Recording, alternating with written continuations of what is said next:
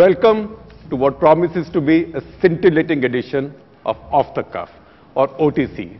And our guest today, I can use words for him which maybe other people cannot. India's youngest, richest badmash.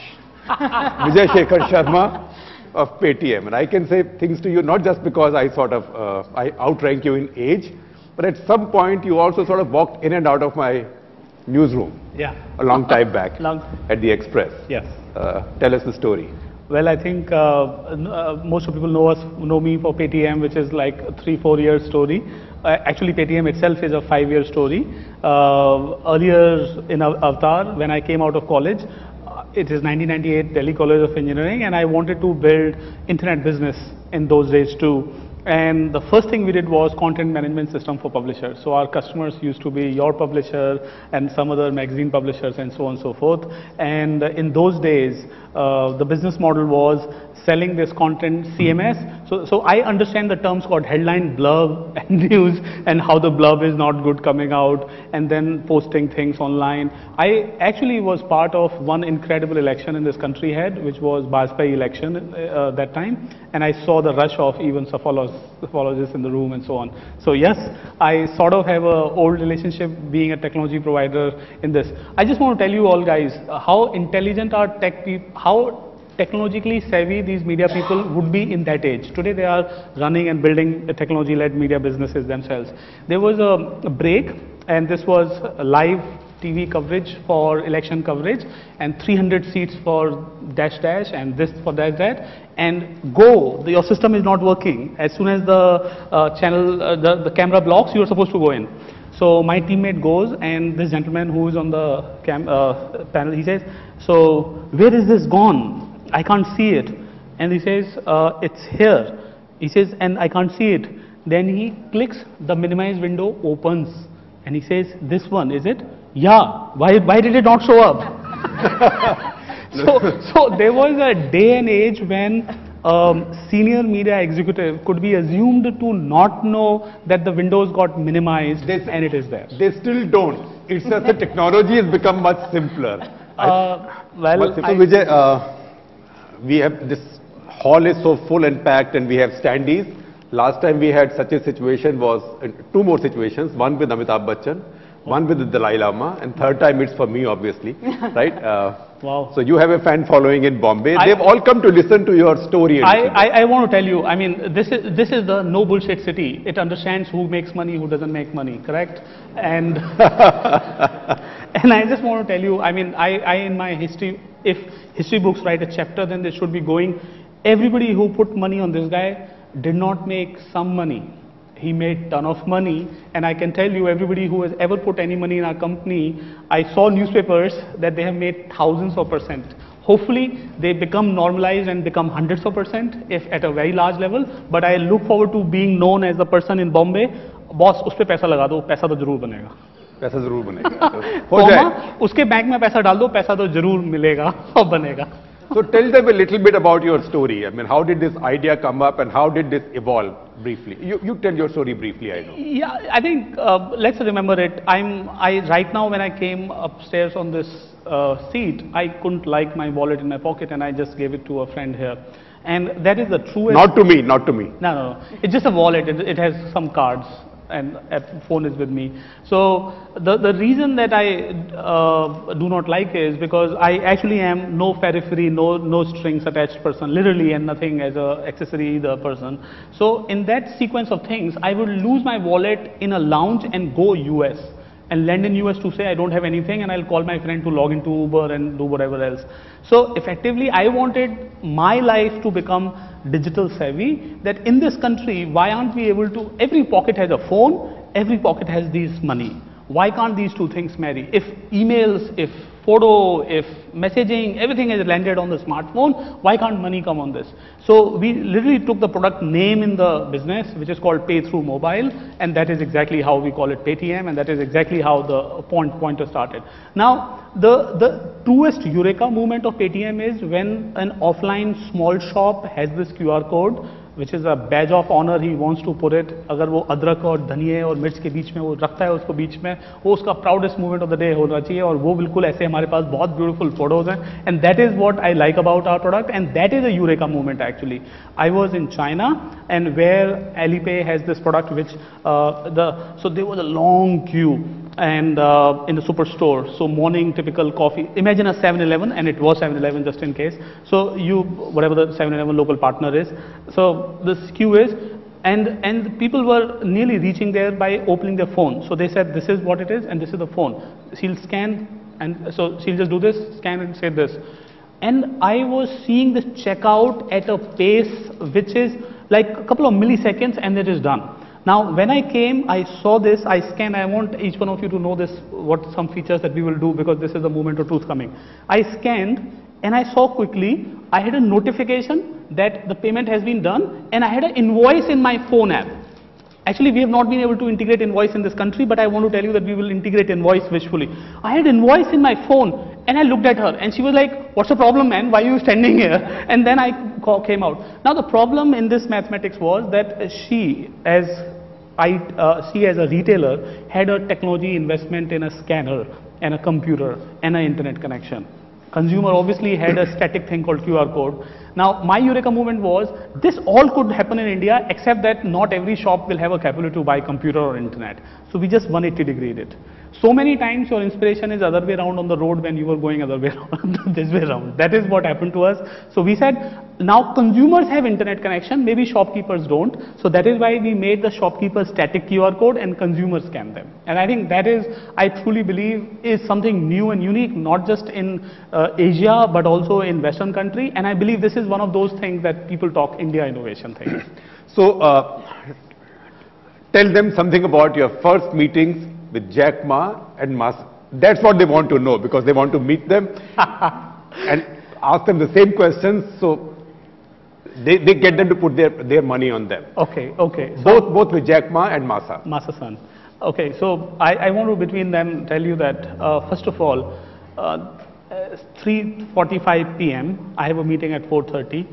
I'm in this Sheraton in the city where Jack's office is, Jack Ma's office, which is called Hangzhou, and I'm sitting next to Mark Schwartz. Mark Schwartz is Asia chairman of Goldman in that day, and another gentleman with whom I'm there, who said that I'll make, so few days before, the conversation was, I think you should meet Jack Ma. Yeah, I should meet Jack Ma. Have you met Jack Ma? No.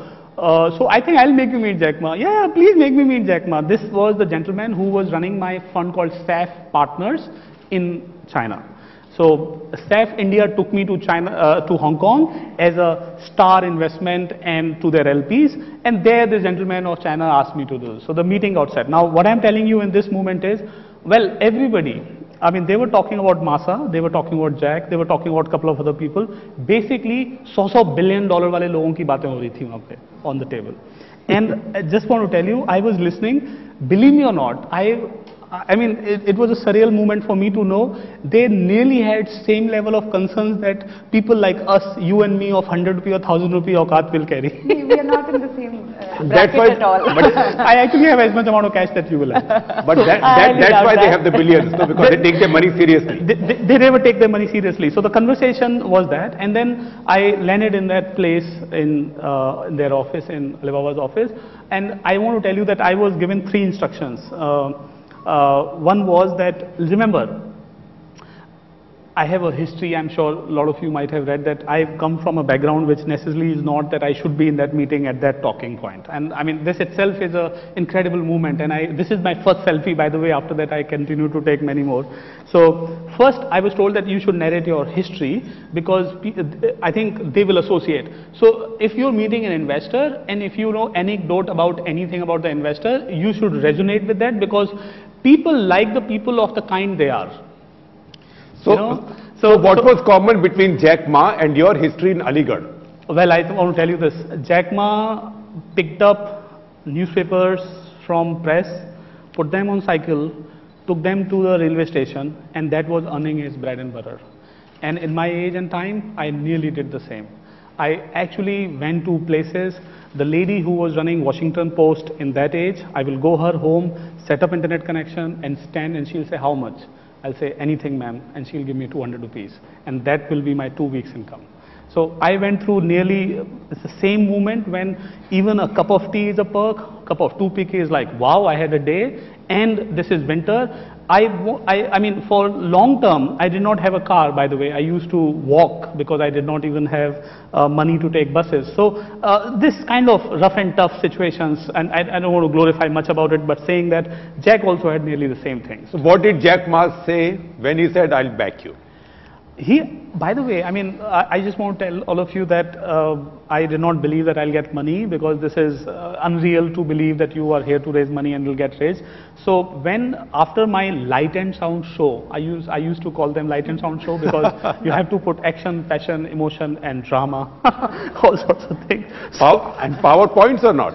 No PowerPoint. No emotion, no action, passion comes out of a PowerPoint. PowerPoint is a normalization. That's a memorable line. Yeah, I mean, if you're looking at PowerPoint and talking, you're not talking your passion, actually, that's a rule.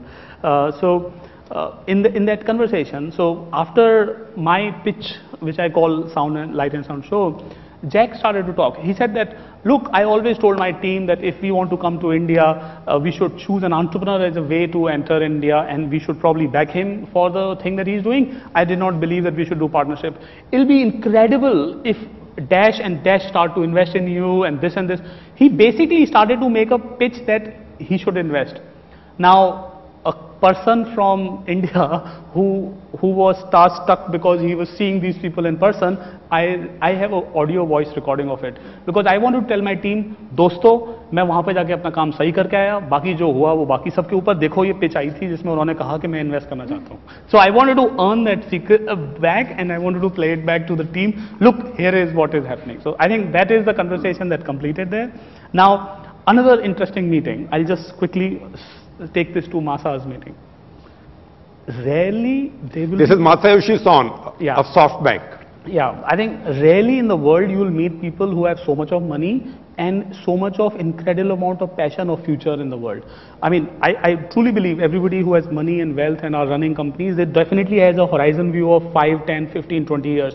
Masa is like 300-year plan. And how can you have a 300-year plan? You live in Japan, you definitely have a 300-year plan. Everybody is 100-year-old any which ways. But how do you plan to balance the Chinese and the Japanese as investors? I don't think I have to balance them. They are balanced and running successful company when they own 40% in Alibaba. I think they have to put me on their shoulders and happily, likingly. Otherwise, this is not a partnership, and that's it. If I have to go in balancing, then I did a wrong choice. That's the key word.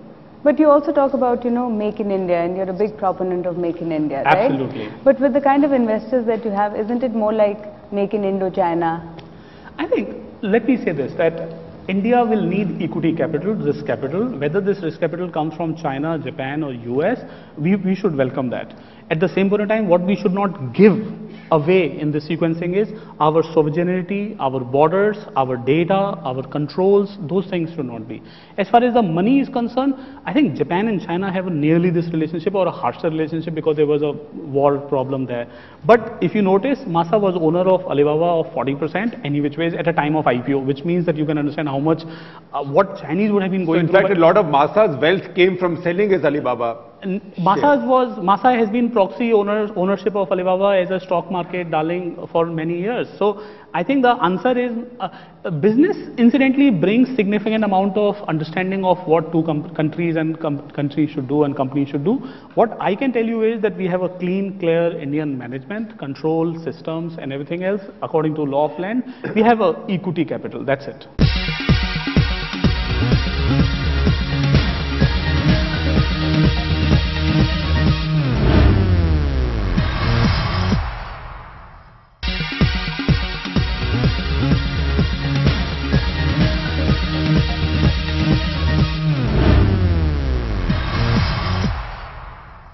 What would you say to people who are actually concerned about the Chinese control on Indian data and the security? I think answer is that no Chinese or no foreign company should have a control of Indian data any which ways. And I want to tell you this thing, at least in my case, I have a regulator which is checking it. central bank, RBI is our regulator, and they get the audited done. But in the case of ourselves consumers, somebody is taking this data and paying tax in Amsterdam, no tax zone, and actually showing you advertisements which are totally owning up your data into the camps which is sitting outside. And incidentally, whenever you are trying to swipe another not made in India switch network, your data obligately is going outside. I think between us, I can tell you that I stand here for India, and as a law of the land, I control it, but there are open gateways that have been given to the data. And our data is incidentally in the hands of none other than, and you know what ministries' email addresses are, at what domain name, and so on. And RBI a few days back was hosted on a server which was... Since we are talking about data now, the big question on data right now is Aadhaar. Are you pro-Aadhaar? Are you an Aadhaar skeptic? I'm not pro-Aadhaar, I'm super pro-Aadhaar. Why? And I just want to tell you one thing. How on this 2017 age and time you want to rely a driving license or a ration over a biometric authentication? So I'm not even confused. I actually feel thankful to everybody who built Aadhaar, because we as company and we as all of us are standing at a day and time where if this kind of infrastructure did not exist, it could have been even more la la land. And that is, I think, is the fact.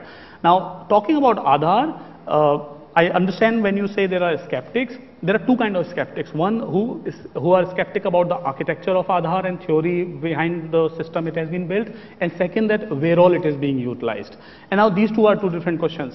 As far as the technology system architecting is concerned, I want to tell you, no system has ever been built with a for good state that it will be so.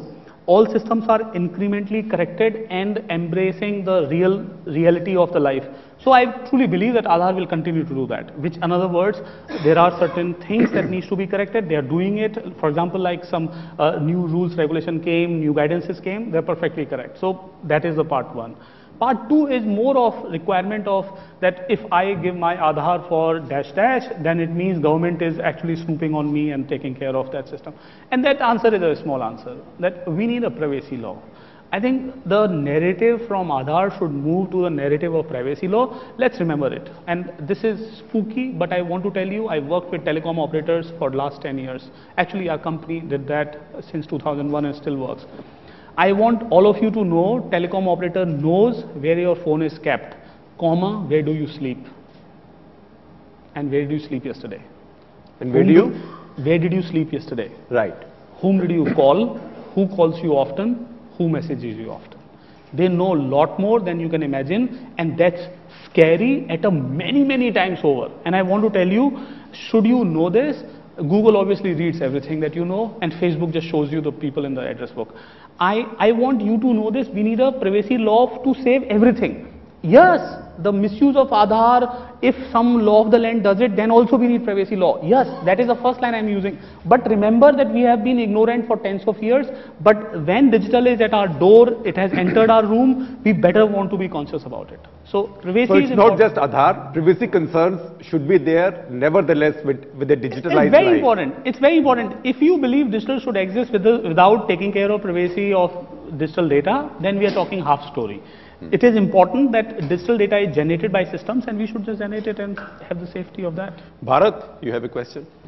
All of you guys are speaking breathlessly of Mr. Sohn, but Mr. Sohn, perhaps you should be a little worried. He has a reputation here for losing a lot of money in India, investing in companies at wild valuations which don't have a business model.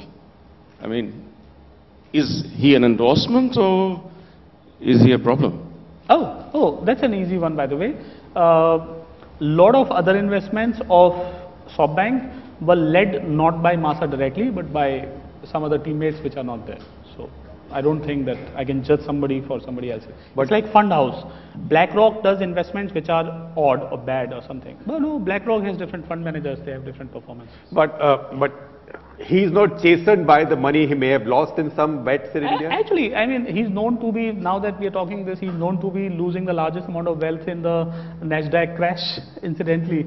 I mean, probably he lost 90% of his wealth in the NASDAQ crash. So the very fact that should you take Masa's money as an endorsement of a business model, you should take Masa's money as an endorsement of this company has ability to raise money, and what this company does will be this company's fortune and future. Have the people done incredible after Masa's money has been? You see the balance sheet, then you see the IRRs. And I think venture investments are fundamentally so. The gap in the venture investment understanding could be that every investment has to be successful, while the venture investments are made by this mathematics that certain percentage will not come back, certain percent will be very simple returns, and certain will be outlier. Classic case can be with many other investors in any other company. So Masa is a venture investor as a large check, which is a very conflicting statement because you don't cut large checks if you are a venture investment, but he's been lucky in doing that. You know, speaking of business models and revenue models, many have questioned, you're talking very excited about your payment bank, and many have questioned what the business model there is. Well, I think no business model is good till the time others don't get it. And if we luckily get it, I just want for the record in this room, we are in the last board meeting, we showed that we are a net contribution positive, meaning when a customer is buying 100 rupee goods from our system or paying for 100 rupee, the cost of systems, whether this is funding cost in the payments case or the cashback or the discounts or anything, net of everything except the cost of people and cost of technology cloud, it's break even. Actually, we sit here with. So I don't think I have an obligation to explain to someone else. I'm feeling lucky that people aren't able to understand it for some time. It's fine. It is not meant to be. How would you explain, like to many people here, how would you explain to the urban rich to trust your bank or take your bank vis-a-vis other banks? That's a perfect question there. That remember that our bank is a money keeping deposit which is far more secure by the regulation, by the way, than any nationalized bank that you know today, because we won't convert the deposit. Well, we know of nationalized banks which have 20% NPAs right now. I was going to say the same, that it is by the regulation, not by our just smartness or something. But I want to let you know this. All payments bank, incidentally, including our Paytm payment bank, will take your money and not be able to spend it as a wild asset class called assets, risky assets or great assets and returns. So the business model is sitting around on something which is different, and that is why somebody doesn't understand the method. If we all have been able to understand that media is a business, you publish and then you get ads and some subscription for distribution, and when this changes, not everybody will get it, and then anybody who's trying it, I'll just see it as skeptic. That's a fact. That's exactly what is happening in the banking model. I feel ourselves as a privilege that we in India, together with RBI, will give a new business model to the banking to the world. And I'm not just confident, I'm sure, because our math shows up, our system revenue shows up. Incidentally, we are able to make money in many categories, and that is showing up. So for us, as far as the sustainability is concerned, it is governed by not just us, but RBI's asset. And by the way, it is insured, because you can only keep up to 1 lakh rupees. So there is an insurance payment that we are doing, which is paid to RBI, so that if there is, God forbid, something happens, you get your money back. So we are a RBI guaranteed money back of the all deposit amount that you have, comma, not in nationalized bank yet. Second, we are not converting into the risky assets, which traditionally sometimes become for sure. And what are we making money on? We actually are legitimately making money on the numbers that I talked about. Harsh Goenka. Country has been ruled by a Ma and a son and a silent ruler.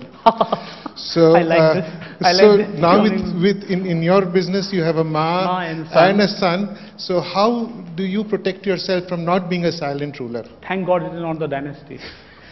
Thank God they don't come from one family. That is the beauty about it. I think the greatness of this business model is that it is not only acknowledged as an investment, it is also acknowledged as a support. It is also acknowledged for the important things that we have done. And I think that is the opportunity for us. And I say this very confidently, and I say this on behalf of my team, that we believe that this is the biggest opportunity our country is offering today to anyone in this space, because financial services is not only a blue ocean, the segment that we trade, but also the place where there is a risk and the uncomfort that traditional players are sitting with. So there is a great state to be in. If we totally F up, it will be our dumbness, not somebody else's any attack. How do you see the broadband connectivity increasing? Because we're still at very, very low stage right now with 300, 400 million people. Yeah. And how do you see that transforming? And also our Jio in particular, do you see a transformation in your business last 6 months with Reliance Jio? Okay, so first of all, the impact of our Jio and wireless is extremely visible in every business whatsoever. I can tell you this nearly with a fair amount of confidence.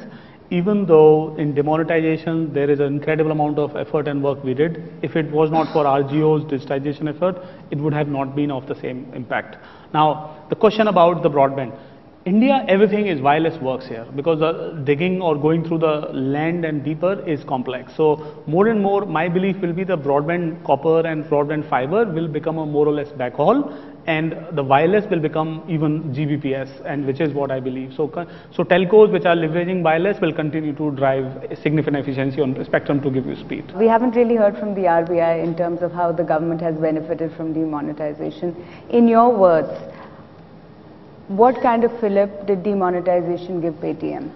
A number of users and merchants. We couldn't have expected the sign-up pace of merchants, the people who want to accept the payment. So let me give you a reference in this country. When you take a card and you go to a shop and a POS machine, so the number of POS machine and the merchant. So typical a merchant has 2 POS machines that at a scale, you know, there are 4 or 5 at a different counter in a shop. So in this country, the total number of establishments where you can take the card is 1.5 million. And total number of places where you can pay with Paytm is 6 million. And this race was not possible if in between we were not hard pressing our pedals to achieve this number. And that happened because there was a need.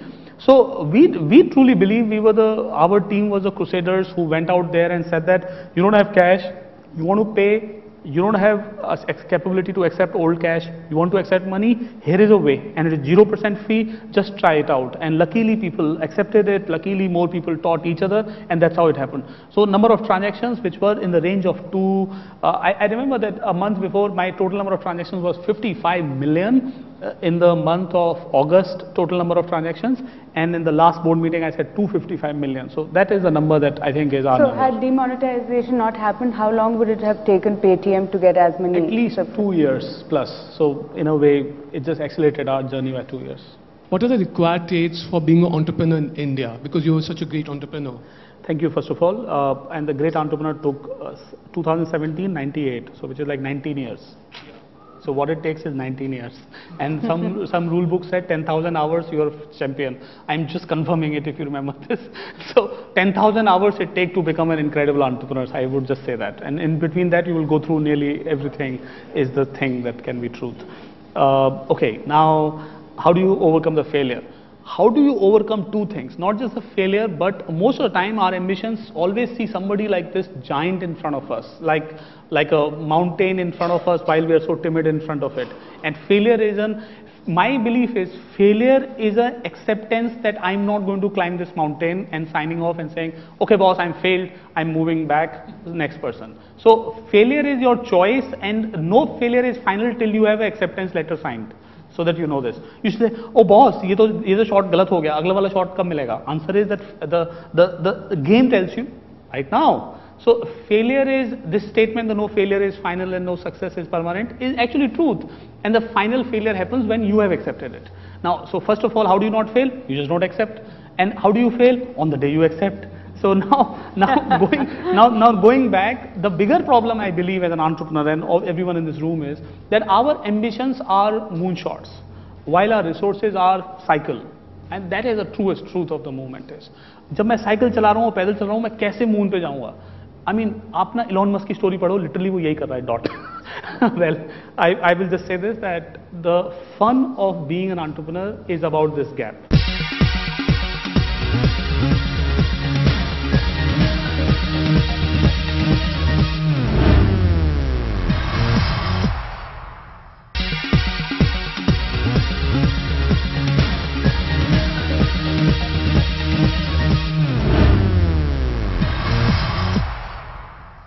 You talked earlier about data privacy and how important that is, and in a sense you were at the receiving end of a breach of privacy when that video went viral. Wanted to ask you a little bit about, was it hard, and what did you do to deal with that kind of breach of data privacy? Okay, first of all, I've learned this thing, and I think I told in the starting of the conversation that in the media industry, there is nothing which is public or private, and everything which is private is public. And incidentally, that is the reason some new channels get launched, if you know this. I think the understanding I'm carrying is that how did I handle it? I told you, I actually was, I mean, it's funny, I was the one who was reposting and retweeting it. And later I was like, people are not liking it. And I'm like, okay, so what is not to like about it? Somebody told me, Vijay, at least stop the retweets that you've done. So I actually unretweeted the tweets that I had done. So you can understand how naive can I be. I've seen this in the world. If your intentions are sincere and you are not gaming or you're not crooked in a way, I think things come around and come around. I don't think that my intention or anything that it was trying to say or not or interpret, I mean, those were the charged up days, if you will. And there was a lot of attention on us, and there is continuous lot of attention on us. So what I do is right now that I don't try to become that when I'm talking in a private or a public, it is the same talk. So no more there is a private talk, rule number one. No more there is, it will not leak or not happen understanding. And at the same point of time, what happened is what happened. I'm wondering if you're worried that you'll lose the bump that you received from demonetization. And also if you can tell us why you're so optimistic about your company in India. Well, I think, look, let's talk about a few straightforward things. First, why am I optimistic, and then what happened in demonetization. So, look at US, China, India. Now, these are the volume countries as far as the number of internet users can come. Then are the GDP. So, India's GDP is continuously growing for whatever the percentage you may take, above 5% for number of years. So you have a large audience and customer, which is a growing market itself. So I don't know why should I not be optimistic. In fact, I want to say this in the audience here, that today India is the brightest spot in internet economy in the world. So that is why so many international companies and so many international investors and everything else is happening. If you were to see today's business in India, this is the future of the volume. I mean, talk about people from US, talk about people from Asia. Both sides people believe that this will become not just sizable but otherwise. And no, their belief is not telling me. I sit in this country, I saw this. India's technology industry used to be outside customer, which is export of software, then NRI customer, which was about Make My Trip and Naukri.com kind of days, and then it was about local small customers, which is the time of early days of Flipkart when they were not getting funding, and today it is about only Indian customers. So Indian entrepreneurs are no more shy of saying we are building for India. There was a time when they were concerned about that, is there a large market enough or not? So that is the championing of India. Was I ever believing that there is a risk in doing this thing? As an entrepreneur, we take shots, certain number, till the time our 80% aims are getting correct, we are all in good shape. Till the time 20% is not increasing to death limits, it's fine. So was there a risk? I don't think there was a risk. Actually, there was not a risk in that demonetization movement, anything. It was a politically charged movement, and we were concerned about that politically charged movement become some random conversation. But at the same point of time, I think as far as the system is concerned, it was straight and simple. When is your IPO coming? 100% का yield जब बचेगा तो उससे पहले IPO नहीं करूँगा. मतलब ये बता देता हूँ, जब बिजनेस मॉडल के क्वेश्चन नहीं आएंगे और जब ये क्लैरिटी नहीं होगी कि ये पैसे बनाएगा नहीं बनाएगा, उसके पीछे खूब सारा IPO करेंगे. मतलब IPO करने के लिए 3 साल कम से कम बचे हैं. मतलब 3 साल तक IPO प्लान नहीं है. You seem to be optimistic and quite positive on financial inclusion, and yet you say that it'll take you a few years to do other business models. 100%. For the people who deposit money in your bank, yeah, for them they can't wait that many years to actually borrow money from you and then buy insurance and then buy products. So yeah, we are not going to make them wait to get loans from us after some magic happens. The point is that we are actually lending, incidentally, for the record, we are lending. We are lending to the shopkeepers who are accepting money using Paytm. So at a time of Diwali, we were running this beta run, and it was so successful that 20,000 rupees for a week, 50,000 rupees for 3 days, 1 lakh rupee for 1 day, and that is the kind of lending that we pride in. Our lending check, incidentally, averaging is around 2 lakh rupees, so you can understand what width we are giving. And we have $12 million loan book, which is not our loan book. We always allow NBFC and banks to lend. So our loan book, if you will, is nothing but a lead gen and a first loss basis and a relationship where we are the one who are help them underwrite.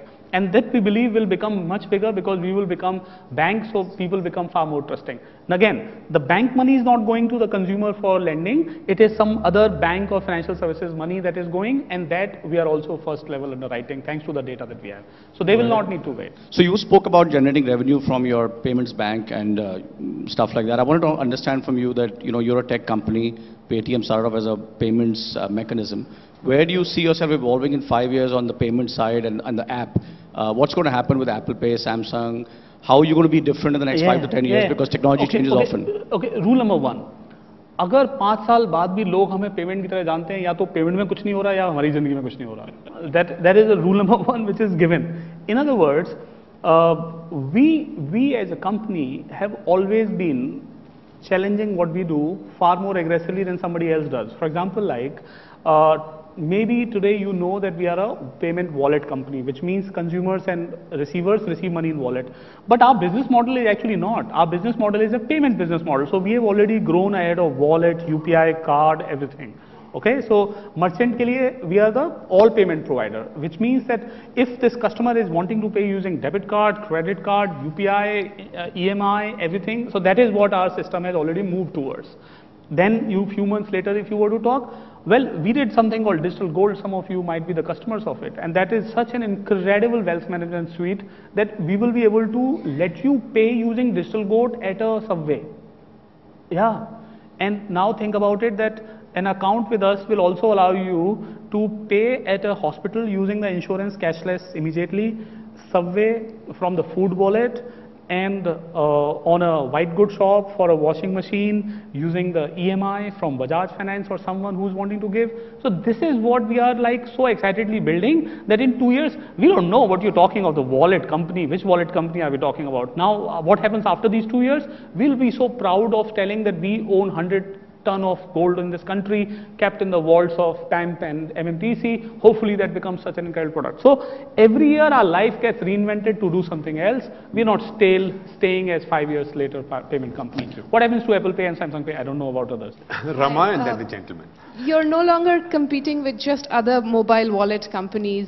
Your rivals now are 100-ton gorillas, as you once said, 100-year-old banks, brick-and-mortar banks. What does a boy from a Hindi medium school in Harduaganj, what qualities does that boy bring to compete with the best minds, banking minds in Nariman Point? 3 guiding principles. No fear, no greed, no entitlement.